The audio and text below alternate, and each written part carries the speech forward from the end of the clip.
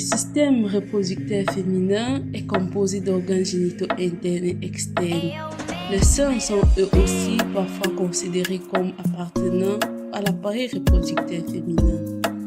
Le vagin est un organe musculaire en forme de tube qui permet de relier les organes génitaux externes à l'utérus. Il permet aux spermatozoïdes d'atteindre l'ovule, aux règles de s'écouler hors du corps pendant les menstruations et au bébé de naître pendant l'accouchement. L'utérus est un organe aux parois épaisses situé au centre du bassin. Il a pour mission d'accueillir le fœtus. Ces parois musculaires se contractent pendant le travail pour expulser l'enfant. Et le canal cervical se dilate pour lui permettre de passer. Les deux trompes de Fallope s'étendent de l'utérus aux ovaires, produisent les ovules et les hormones sexuelles féminines.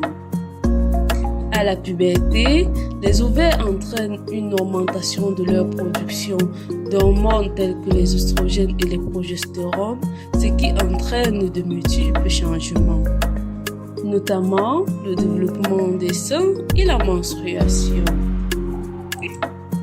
L'ovule est fécondé par les spermatozoïdes dans les trompes de Fallope. Une fois fécondé, l'ovule est acheminé vers l'utérus par les cils qui tapissent la paroi interne des trompes. Les seins de la femme sont composés de glandes qui produisent le lait. Ces glandes sont entourées de tissus adipeux. À partir de la 24e semaine de grossesse, l'organisme de la femme produit des hormones qui stimulent la production de lait par les canaux. Ce lait est alors sécrété par les canaux et s'écoule par les mamelons. Chacune des parties de l'appareil génital féminin, en partant de la vulve vers les ovaires, peut être sujet à une infection. Le mode de contraction de l'infection de l'appareil génital féminin se fait généralement par les rapports sexuels, avec les pathologies telles que la chlamydiose, la chaude pisse, le mycoplasme, l'herpès génital ou bien les condylomes, ainsi de suite.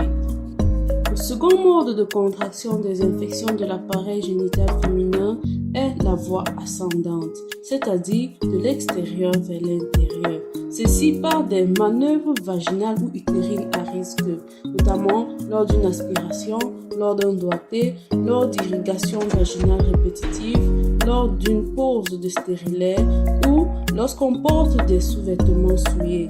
Également, ceci peut se faire par l'inoculation des germes de l'anus vers la zone génitale. Les germes pouvant donc être contractés par la voie ascendante peuvent être de tout genre, les mycoses, les bactéries, les parasites, ainsi de suite. Merci d'avoir écouté la première partie de cette présentation.